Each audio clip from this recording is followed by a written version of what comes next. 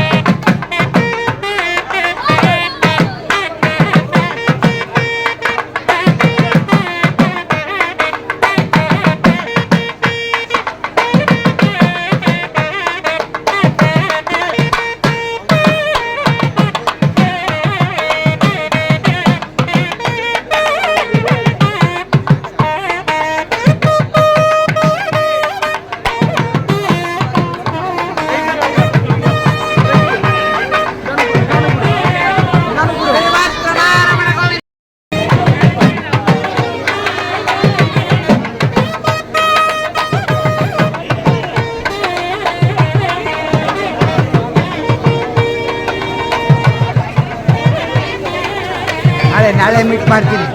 ನಾಳೆ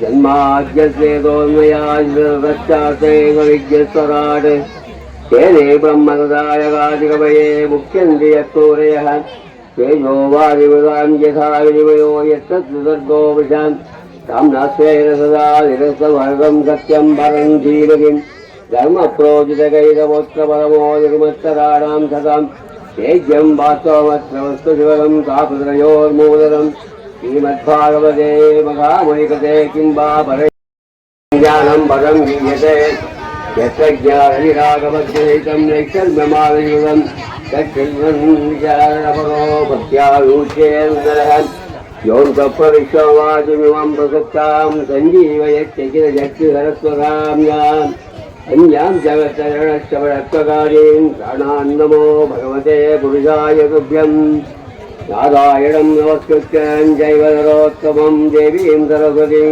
व्यासं ततो जयमुदीरयेत् कृष्णाय वासुदेवाय देवकीनन्दनाय चानन्दगोपकुमाराय गोविन्दाय नमो नमः नमः पङ्कजनाभाय नमः पङ्कजमाये नमः पङ्कजेक्षाय नमस्ते पङ्कजाङ्घ्रिये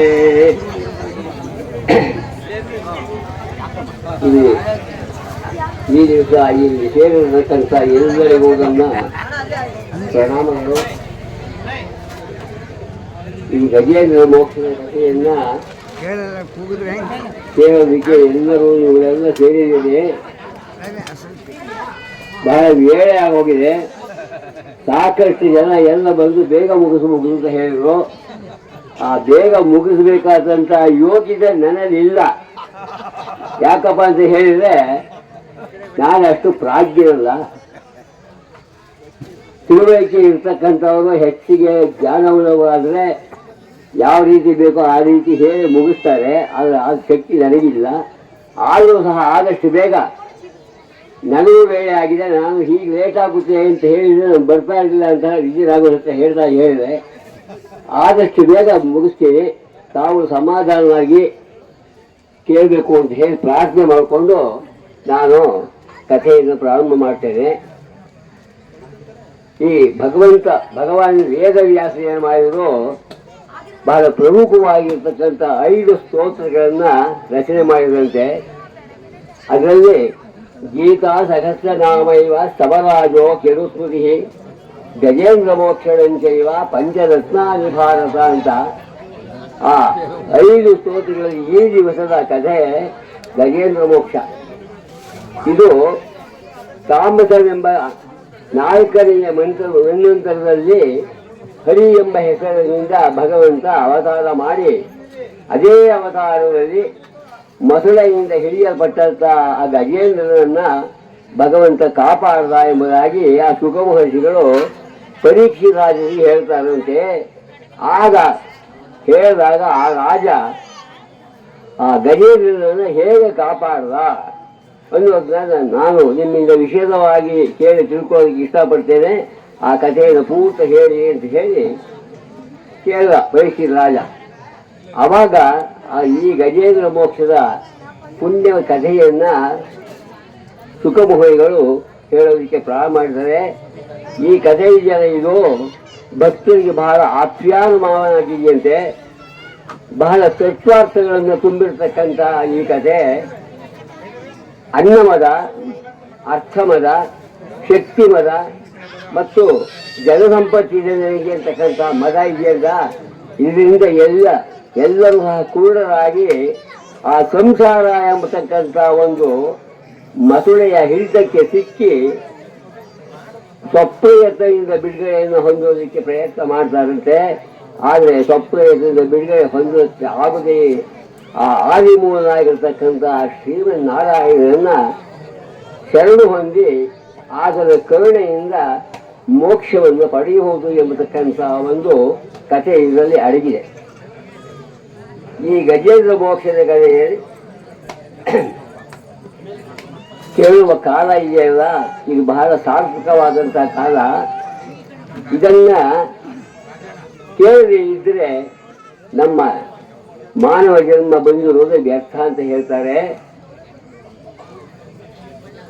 ಈ ಕ್ಷೀರಸಾಗರದಿಂದ ಆವೃತವಾಗಿರ್ತಕ್ಕಂಥ ಸೂಕ್ಷ್ಮಪಡ್ತಕ್ಕಂಥ ತ್ರಿಕೂಟವೆಂಬತಕ್ಕಂಥ ಪ್ರಸಿದ್ಧವಾದ ಬಹಳ ಸುಂದರವಾಗಿರ್ತಕ್ಕಂಥ ಒಂದು ಶ್ರೇಷ್ಠವಾದಂಥ ಒಂದು ಪರ್ವತ ಇತ್ತಂತೆ. ಅದು 10,000 ಯೋಜನೆ ಇತ್ತಂತೆ. ಅದು 3 ಶಿಖರಗಳನ್ನು ಹೊಂದಿತ್ತು. ಆ 3 ಶಿಖರಗಳನ್ನು ವರ್ಣಿಸ್ತಾರೆ. ಒಂದು ಅವಿದ್ಯ, ಇನ್ನೊಂದು ಕಾಮ, ಇನ್ನೊಂದು ಕರ್ಮ. ಅದಕ್ಕೆ 3 ಕೋಡು ಅಂತ. ಇದು ಕೋಡುಗಳು ಆ ಬೆಟ್ಟಕ್ಕೆ.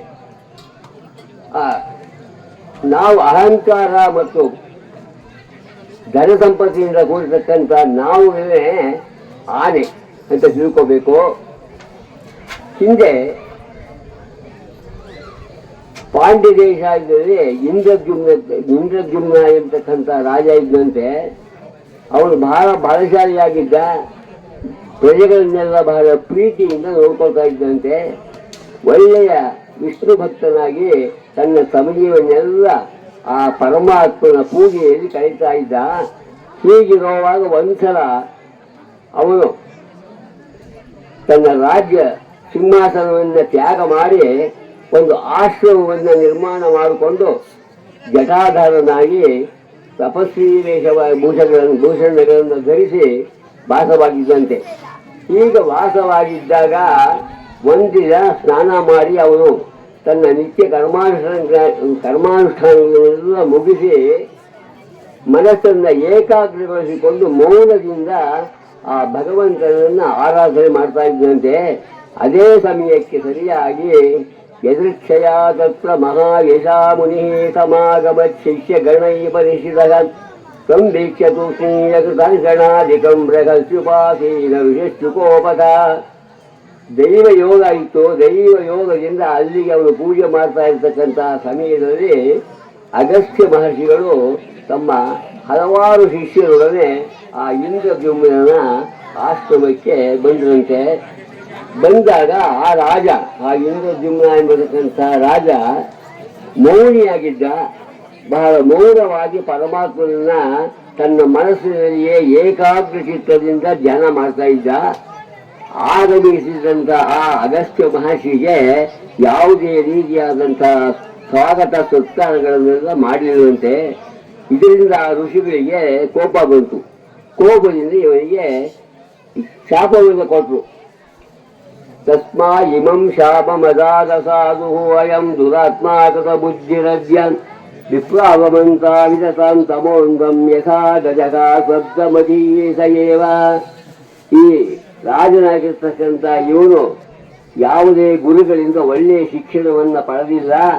ಬಹಳ ದುಷ್ಟನಾಗಿದ್ದಾನೆ, ದುರಾತ್ಮನಾಗಿದ್ದಾನೆ, ಬ್ರಾಹ್ಮಣನನ್ನು ಅವಮಾನ ಮಾಡ್ತಾ ಇದ್ದಾನೆ. ಇವನು ಆನೆಯಂತೆ ಜಡಬುದ್ಧಿಯನ್ನು ಹೊಂದಿದ್ದಾನೆ. ಆದ್ದರಿಂದ ಇವನ ಅಜ್ಞಾನವನ್ನು ಹೊಂದಿ ಆನೆಯಾಗಿ ಹುಟ್ಟಲಿ ಎಂಬುದಾಗಿ ಶಾಪವನ್ನು ಕೊಟ್ಬಿಟ್ರಂತೆ. ಅವರು ಶಾಪವನ್ನು ಕೊಟ್ಬಿಟ್ರು ಶಿಷ್ಯರೊಡನೆ ಹೊರಟೋದು. ಆಮೇಲೆ ಆ ರಾಜ ತನ್ನ ತಪ್ಪನ್ನು ತಿಳಿದು, ನಾನು ಆನೆಯಾಗಿ ಹುಟ್ಟಬೇಕಾದ್ರೆ ಹುಟ್ಟಬೇಕು ಅಂತ ಹೇಳಿ ಶಾಪ ಕೊಡೋದಿಲ್ಲ, ಹಾಗೆ ಆಗಲಿ. ಆದರೆ ನನಗೆ ಯಾವಾಗಲೂ ಸಹ ನಿನ್ನ ಪೂಜೆಯಲ್ಲೇ ಆಸಕ್ತಿ ಇರುವ ಹಾಗೆ ದಯಪಾಲಿಸಬೇಕು, ಕಳುಹಿಸಬೇಕು ಎಂಬುದಾಗಿ ಆ ಭಗವಂತನನ್ನು ಪ್ರಾರ್ಥನೆ ಮಾಡಿದಂತೆ. ಆ ರಾಜನು ಆಮೇಲೆ ಆನೆಯ ಜನ್ಮವನ್ನು ಹೊಂದ. ಆದರೆ ಅವನು ಆನೆಯ ಜನ್ಮವನ್ನು ಹೊಂದಿರೂ ಸಹ ಹಿಂದಿನ ಜನ್ಮದಲ್ಲ ಆ ಭಗವಂತನನ್ನ ಏಕಾಗ್ರಚಿತ್ತದಿಂದ ಪೂಜಿಸಿದ ಕಾರಣ ಆ ಹಿಂದಿನ ಜನ್ಮದಲ್ಲಿ ಏನು ಮಾಡ್ತಾ ಇದ್ದೋ ಅದೆಲ್ಲ ಜ್ಞಾಪಕದಲ್ಲಿ ಇತ್ತಂತೆ. ಅವನು ಅದೇ ರೀತಿಯಾಗಿ ಆ ಭಗವಂತನನ್ನೇ ಆರಾಧನೆ ಮಾಡ್ತಾ ಇದ್ದ. ಅಲ್ಲಿ ಅವನು ಹೀಗಿದ್ದಂತಹ ಸಮಯದಲ್ಲಿ ಅಲ್ಲಿ ವರುಣನ ಒಂದು ಉದ್ಯಾನವನ ಇತ್ತಂತೆ. ಆ ಉದ್ಯಾನವನದಲ್ಲಿ ಋತುಮಾನ್ ಎಂಬತಕ್ಕ ಹೆಸರಿಂದ ಕೂಡಿದ್ದು, ಅದರಲ್ಲಿ ಅಪ್ಸರಸ್ತ್ರೀಯರು ಎಲ್ಲರೂ ಸಹ ಕ್ರೀಡೆಯನ್ನು ಆಡ್ತಾ ಇದ್ರು. ಆ ಉದ್ಯಾನವನದಲ್ಲಿ ನಾನಾ ರೀತಿಯದ್ದಾದ ಹಣ್ಣುಗಳ ಮರಗಳೆಲ್ಲ ಇದ್ದಂತೆ. ವಿಸ್ತಾರವಾಗಿರ್ತಕ್ಕಂಥ ಮತ್ತು ಬಹಳ ಸುಂದರವಾಗಿರ್ತಕ್ಕಂಥ ಚಿನ್ನದ ಕಮಲಗಳಿದ್ದಂತೆ ಅಲ್ಲಿ. ಆ ಸರೋವರ ಆ ಕಮಲಗಳಿಂದ ಕೂಡಿ ಬಹಳ ಕಂಗೊಳಿಸ್ತಾ ಇತ್ತಂತೆ. ಹೀಗಿರತಕ್ಕಂಥ ಭಯಂಕರವಾಗಿರುವಂತಹ ಘೋರಾರಣ್ಯದಲ್ಲಿ ಹಲವಾರು ಹೆಣ್ಣಾನೆಗಳೊಡನೆ ಶಕ್ತಿಶಾಲಿಯಾಗಿ ಇವನು ನಾಯಕನಾಗಿದ್ದ ಈ ಗಜೇಂದ್ರ ಎಲ್ಲ ಮರಗಳನ್ನು ಸಹ ಧ್ವಂಸ ಮಾಡ್ತಾ ಅವನು ಎಲ್ಲ ಬಾಕಿ ಉಳಿದಂಥ ಪ್ರಾಣಿಗಳಿಗೆಲ್ಲ ಭಯವನ್ನು ಉಂಟು ಮಾಡ್ತಾ ಇದ್ದ. ಹೀಗಿರ್ತಕ್ಕಂಥ ಸಮಯದಲ್ಲಿ ಇವನಿಗೆ ಬಹಳ ಆಯಾಸದಿಂದ ಬಾಯಾರಿಕೆ ಆಯಿತು. ಆ ಬಾಯಾರಿಕೆಯಿಂದ ಪೀಡಿತನಾಗಿ ಆ ಕಮಲದ ವಾಸನೆಯಿಂದ ಸುವಾಸಿತವಾದಂಥ ಆ ಗಾಳಿಯಿಂದ ಅದು ವಾಸನೆ ಬರ್ತಾ ಇದ್ದದನ್ನು ನೋಡಿ ಆ ಜಾಡನ್ನೇ ಹಿಡಿದು ಅವರು ಆನೆ ವೇಗವಾಗಿ ಆ ಸರೋವರದ ಹತ್ತಿರಕ್ಕೆ ಬಂತಂತೆ. ಬಂದು ಸರೋಜಿಲಂ ಪಂಕಜರೇಣು ಇದಂ ದಿಗ್ಗಂ ವಿದೂರನ್ ಮದ ವಿಶ್ವಲೇಕ್ಷಣ ಸರೋವರಾಭ್ಯಾಸಮತಾಗಮದ್ರುರಂ ವಿಗಾಯತಸ್ಮಿನ್ನಮೃತಂ ಮುನಿರ್ಮಲಂ ಹೇಮಾರವಿಂದೋತ್ಪಲರೇಣುವಾಯುರಂ ಪವೋ ನಿಕಾಮಂ ನಿಜಪುಷ್ಕರೋದ್ಧತಂ ಆತ್ಮಾನಮತ್ಸುಗೆ ತಪಯಂಕತಕ್ಷಮದ. ಆ ಸರೋವರದ ಹತ್ರ ಬಂದದು ಬಾಯಾರಿಕೆ ಆಗಿದ್ರು ಸಹ ಮೊದಲು ನಾವು ಮನುಷ್ಯರು ಬಾಯಾರಿಕೆ ಆದ ತಕ್ಷಣ ಏನು ಮಾಡ್ತೀವಿ? ಮೊದಲು ನೀರನ್ನು ಕುಡಿತೀವಿ. ಆದರೆ ಆನೆ ಮೊದಲು ನೀರನ್ನು ಕುಡಿದಿರುವಂತೆ ಸ್ನಾನವನ್ನು ಮಾಡ್ತು. ಸ್ನಾನವನ್ನು ಮಾಡಿ ನಂತರ ನೀರನ್ನು ಕುಡಿಯಿತು. ಕುಡಿದು ಎಲ್ಲ ಆನೆಗಳಿಗೂ ಸಹ ಅದು ಸ್ನಾನವನ್ನು ಮಾಡಿಸ್ತಂತೆ ತನ್ನ ಜೊತೆ ಬಂದಿದ್ದಂತ. ಈ ಸಮಯದಲ್ಲಿ ಇದ್ದಕ್ಕಿದ್ದಾಗೇನೆ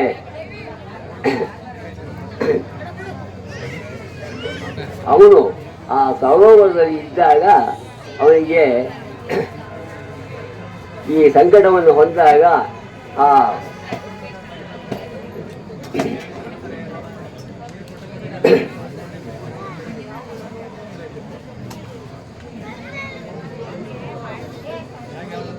ಒಂದು ಅಯಾಚಿತವಾಗಿ ಪ್ರಾರಬ್ಧ ಕರ್ಮದಿಂದ ಒಂದು ಮೊಸಳೆ ಬಂದು ಅದನ್ನು ಕಾಲನ್ನು ಹಿಡಿಯಿತು. ಆ ಕಾಲನ್ನು ಹಿಡಿದಾಗ ಆನೆಗೂ ಮತ್ತು ಮೊಸಳೆಗೂ 1000 ವರ್ಷ ಒಬ್ರಿಗೊಬ್ರಿಗೆ ಎಳಾಟ ಆಯ್ತಂತೆ. ಆದರೆ ಆನೆ ಹೊರಗೆಳೆಯಿದ್ರೆ ಮೊಸಳೆ ಒಳಗೆ ಎಳೀತಾ ಇತ್ತು. ಗಜ ಆಕರ್ಷಿತೆ ತೀರೆ ಅದು ಮೊಸಳೆ ನೀರೊಳಗೆ ಎಳೀತಾ ಇತ್ತು. ಹೀಗೆ 1000 ವರ್ಷ ಅವರು ಇಬ್ಬರೂ ಸಹ ಎಳರಾಯಿದ್ರು ಸಹ ಬಿಡುಗಡೆಯನ್ನು ಹೊಂದೋದಕ್ಕೆ ಸಾಧ್ಯ. ಆಗ ತಥೋ ಗಜೇಂದ್ರಸ್ಯ ಮನೋಬಲೌಜಸಂ ಕಾಲೇನ ದಿಗ್ಗೇನ ಮಗಾನಭೂದ್ವೇಗ ವಿಕೃಷ್ಯಮಾಣಸ್ಯ ಜಲೇವತಿ ದದೋ ವಿಪರ್ಯಯೋ ಭೂತಕಲಂ ಜಲೋಕಲಗ. ಇದರಿಂದ ಈ ಎಳರಾಟದಿಂದ ಏನಪ್ಪ ಆಯ್ತು ಅಂತ ಹೇಳಿದ್ರೆ ಆನೆ ಬಲ ಎಲ್ಲ ಕುಗ್ಗಿ ಬಹಳ ಶಿಥಿಲವಾಗೋದಕ್ಕೆ ಪ್ರಾರಂಭ ಮಾಡ್ತಂಥದ್ದು. ಆದರೆ ಮನಸ್ಸಿನಲ್ಲಿ ಉತ್ಸಾಹ ಇರಲಿಲ್ಲ, ದೇಹದಲ್ಲಿ ಬಲವೂ ಸಹ ಉಳಿಲಿಲ್ಲ. ಆ ಮೊಸಳೆ ಆದರೂ ಏನಪ್ಪ ಜಲಚರ ಪ್ರಾಣಿ ಅದು ಉತ್ಸಾಹದಿಂದ ಆ ಗಜೇಂದ್ರನನ್ನ ಶೈರ್ಯ ತೊಡುತ್ತಂತೆ. ಆಗ ಈ ಮೊಸಳೆ ಸಹ ನನ್ನ ಪ್ರಾಣಕ್ಕೆ ಕುಂದನ್ನು ಉಂಟು ಮಾಡ್ತದೆ ಎಂಬುದಾಗಿ ಆ ಆನೆ ತಿಳ್ಕೊಂಡು ಸಮಸ್ತ ಪ್ರಪಂಚದ ರಕ್ಷಣೆ ಮಾಡ್ತಾ ಇರ್ತಕ್ಕಂಥ ಆ ಭಗವಂತನನ್ನೇ ಭಗವಂತನ ಶರಣಾಗತಿ ಮಾಡಬೇಕು ಅಂತ ಇರತಕ್ಕಂಥ ಒಂದು ನಿಶ್ಚಯಕ್ಕೆ ಬಂದು ಆ ಭಗವಂತನನ್ನ ಪ್ರಾರ್ಥನೆ ಮಾಡಿತು. ಹೀಗೆ ಆ ದೇಶಿಕರು ಹೇಳ್ತಾರೆ, ನಮಗೆ ಆ ಭಗವಂತನೇ ನಮಗೆ ಕಾಪಾಡೋದಕ್ಕೆ ಯೋಗ್ಯನಾದಂಥವನು, ಇದು ಬೇರೆಯವರ ಕಡೆ ಯಾರಿಗೂ ಸಾಧ್ಯ ಇಲ್ಲ ಅಂತ ಹೇಳಿದಾಗ ಆ ಶುಕಮಹರ್ಷಿಗಳು ಹೇಳ್ತಾರೆ ಪರೀಕ್ಷಿತ ರಾಜನಿಗೆ, ಏವಂ ವ್ಯವಸಿತೋ ಬುದ್ಧ್ಯಾ ಸಮಾದಾಯ ಮನೋಹರಿ ಜಜಾಪ ಪರಮಂ ಜಾಪ್ಯಂ ಪ್ರಾಜ್ಯನ್ಮಯಿ ಅನುಶಿಕ್ಷಿತಂ. ಆ ಪರೀಕ್ಷಿತರಾಗಿ ಹೇಳ್ತಾರೆ, ಈ ಗಜೇಂದ್ರ ಈ ರೀತಿಯಾಗಿ ಆ ದಯಾಮಯನಾಗಿರ್ತಕ್ಕಂಥ ಬಹಳ ಕರುಣೆಯಿಂದ ಇರ್ತಕ್ಕಂಥ ಆ ಭಗವಂತನ ಶರಣು ಹೊಂತೇನೆ ಅಂತ ಹೇಳಿ ನಿಶ್ಚಯ ಮಾಡಿಕೊಂಡು ತನ್ನ ಮನಸ್ಸನ್ನ ಆ ಆ ಹೃದಯದಲ್ಲಿ ಏಕಾಗ್ರಗೊಳಿಸಿ ಆ ಹಿಂದಿನ ಜನ್ಮದಲ್ಲಿ ಏನು ವಾಸನೆ ಇತ್ತು ಆ ಭಗವಂತನ ಆರಾಧನೆ ಮಾಡ್ತಾ ಇದ್ದ ಆ ವಾಸನೆಯಿಂದ ಅದನ್ನು ಸ್ತೋತ್ರದ ಮೂಲಕ ಸ್ತೋತ್ರ ಮಾಡೋಕ್ಕೆ ಶುರು ಮಾಡಿದಂತೆ ಆ ಗಜೇಂದ್ರ.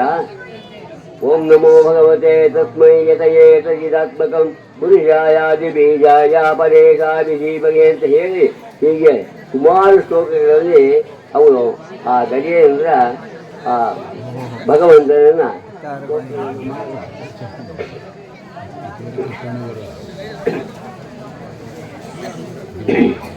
ನಾನು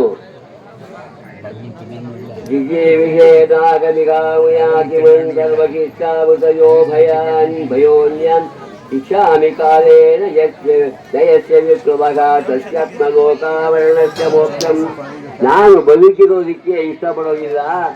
ಈ ಆನೆ ಶರೀರ ಇದೆಯಲ್ಲ, ಇದು ಹೊರಗೆ ಮತ್ತು ಹೊರಗೆ ಎಲ್ಲ ಕಡೆಯಿಂದಲೂ ಸಹ ಅಜ್ಞಾನದಿಂದ ಮುಚ್ಚೋಗಿದೆ. ಈ ಶರೀರವನ್ನು ಇಟ್ಟುಕೊಂಡು ನಾನು ಏನು ಮಾಡಲಿ?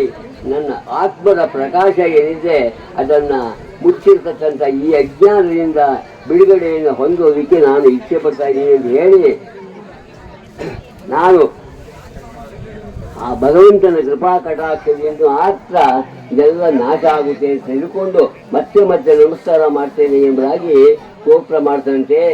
ಆ ಭಗವಂತನಾದರೂ ಈ ಆನೆಯ ಆರ್ತನಾದವನ್ನು ಕೇಳಿ ಒಂದು ರೀತಿಯಾಗಿ ಚಿಂತನೆ ಮಾಡಿದಂತೆ. ಆ ಮೊದಲೇ ಚಿಂತನೆ ಮಾಡಿ ಆ ತಕ್ಷಣ ಆ ಮೊದಲೇ ಹಿಡಿದಿದ್ದು ಆನೆಯ ಕಾಲನ್ನ. ಆದರೆ ನೋವು ಉಂಟಾಗಿದ್ದು ಭಗವಂತನ ಮನಸ್ಸಿಗಂತೆ. ಅದನ್ನು ಶುಕಭಾರಿಗಳು ಹೇಳ್ತಾರೆ, ಯಾವುದೇ ಭೇದ ಭಾವ ಇರದೆ ಭಗವಂತನ ಸ್ತುತಿಯನ್ನು ಮಾಡಿದ್ದ.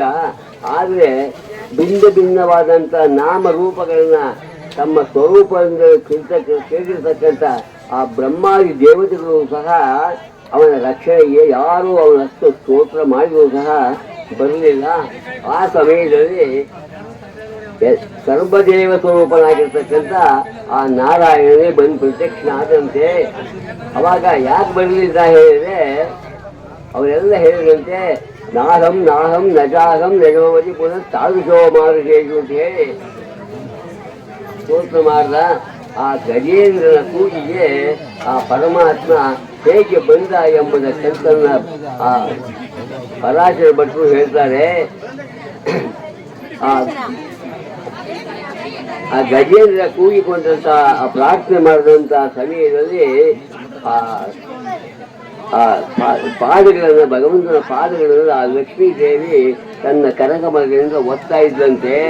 ಅವನು ಒತ್ತಾ ಇದ್ದನ್ನು ಎಳ್ಕೊಂಡ್ಬಿಟ್ಟು ಆದಿಶೇಷನ ಮೈಯನ್ನ ಬಿಟ್ಬಿಟ್ಟು ಆ ಶ್ರೀದೇವಿಯ ವಕ್ಷದಲ್ಲಿ ಪ್ರಕಾಶಿಸ್ತಾ ಇರ್ತಕ್ಕಂಥ ಕುಂಕುಮ ಲೇಪದಿಂದ ತನ್ನ ವಕ್ಷಸ್ಥಳವನ್ನು ಬೇರೆ ಮಾಡ್ಕೊಂಡ್ಬಿಟ್ಟು ಕಣ್ಣುಗಳನ್ನು ವಿಸ್ತಾರವಾಗಿ ಅರಳಿಸಿ ಅವರು ನಮ್ಮ ಮುಂದೆ ನಿಲ್ಲುವಂತಾಗಲಿ ಎಂಬುದಾಗಿ ಆ ಪರಾಶರ ಭಟ್ರು ಪ್ರಾರ್ಥನೆ ಮಾಡ್ತಾರಂತೆ.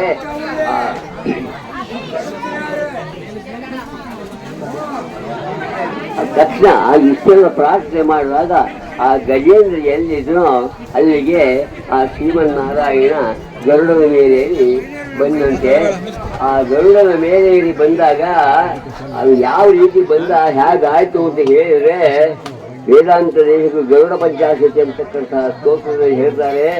ಮುಕ್ಷಾದಕ್ಷಂತಕಸ್ಯ ಸ್ಖಲತಿ ವರಜಿತಕ ಕುಂಜರ ಕಂಜರೀತಿ ಕ್ರಾಂತೋ ಧಾತು ಶಕುಂತಕ ಕವಿಕೈತಿ ಜಯ ಸಾಧಿ ರುದ್ಧಸ್ಯ ಲೋಪಿ ಗ್ರಾಹಗ್ರಸ್ತದ್ವಿಪೇಂದ್ರಕ್ಷಿಮಯಜಿಗಿತಾ ಕುಂಠ ವೈಕುಂಠ ಚಿಂತ ನಾಸೀಡೋದಾರಮೂರ್ತಿ ನರಕವಿಗತೆಯೇ ತ್ಯಾದ್ಯಂದೇಶ್ವರೋ ನಗ. ಆ ಶಿವನ ವಿಷಭ ಇದೆಯಲ್ಲ, ಅದು ಎಡೆಗೆ ಬಿದ್ದೋತಂತೆ. ಅದು ಇದು ವೇಗಕ್ಕೆ, ಗರುಡನ ವೇಗಕ್ಕೆ ಆ ಇಂದ್ರನ ಐರಾವತ ಇದೆಯಲ್ಲ, ಅದು ಕುಂಟೋದಿಕ್ಕೆ ಶುರು ಮಾಡಿಬಿಡ್ತಂತೆ. ಮತ್ತು ಆ ಬ್ರಹ್ಮನಿಗೆ ಬಹಳವಾದಂಥ ಹಂಸ ಭಕ್ತಿ ಇದೆಯಲ್ಲ, ಅದು ಬಹಳ ಪುಷ್ಟಾಗಿ ಬಿದ್ದೋಯ್ತದು. ಅವರು ಇದನ್ನೆಲ್ಲ ನೋಡಿ ಬಹಳ ಕರುಣೆಯಿಂದ ಆ ಗರುಡ ಇದೇನು ಈ ಆನೆಗಳೆಲ್ಲ ಬಿದ್ದಿದೆ ನೋಡಿ ಬಹಳ ಕರುಣೆಯಿಂದ ಅರ್ಧ ವೇಗವನ್ನು ಕಮ್ಮಿ ಮಾಡಿದ್ದಂತೆ. ಅವನು ಆ ಮೊಸಳೆಯಿಂದ ಹಿಡಿಯಲ್ಪಟ್ಟಿರ್ತಕ್ಕಂಥ ಆನೆಗೆ ನಾಶ ಬರುತ್ತದೆಯೋ ಅಂತ ಎಂಬುದಾಗಿ ಯೋಚನೆ ಮಾಡಿ ಆ ಪಕ್ಷಿ ರಾಜ ಪುನಃ ಅತ್ಯಂತ ವೇಗದಿಂದ ಬಂದಂತೆ ಬಂದು ಅವನ ವಾಹನಗಳೆಲ್ಲ ದೇವತೆಗಳ ವಾಹನಗಳೆಲ್ಲ ಮುಗಿಸಿ ಹೋದಂತೆ. ಆಮೇಲೆ ಅವನು ಯಾವ ಸಮಯಕ್ಕೆ ಆ ಭಗವಂತ ಬರಬೇಕೋ ಆ ಸಮಯಕ್ಕೆ ಸರಿಯಾಗಿ ಆ ಗರುಡ ಆ ಶ್ರೀಮನ್ನಾರಾಯಣನನ್ನ ಕರ್ಕೊಂಡು ಬಂದಂತೆ. ಕರ್ಕೊಂಡು ಬಂದ ತಕ್ಷಣ ಆ ಭಗವಂತ ಆ ಮೊಸಳೆಯನ್ನು ಮೊದಲು ಮೇಲಕ್ಕೆ ಎಳ್ಕೊಂಡಂತೆ. ಎಳ್ಕೊಂಡ್ಬಿಟ್ಟು ಆ ಮೊಸಳೆಯನ್ನು ಸಂಹಾರ ಮಾಡಿ ಆ ಆನೆಗೆ ಮೋಕ್ಷವನ್ನು ಕೊಟ್ಟ. ನಾವು ಭಗವಂತನಿಗಿಂತ ಭಕ್ತರನ್ನು ಕಾಲ ಹಿಡಿಬೇಕು ಅಂತ ಹೇಳಿ ಆ ಮೊಸಳೆಯಾಗಿರ್ತಕ್ಕಂಥ ಪ್ರಾಣಿ ಅದೇನು ಯಾವ ಸ್ತೋತ್ರವನ್ನು ಮಾಡಿರಲಿಲ್ಲ. ಬಾಯಿ ಬಿಟ್ಟರೆ ಆನೆ ತಪ್ಪಿಸ್ಕೊಂಡು ಬಿಡುತ್ತೆ ಅಂತ ಹೇಳಿ ಅದು ಬಾಯಿಯೇ ಬಿಟ್ಟಿರಲಿಲ್ಲ.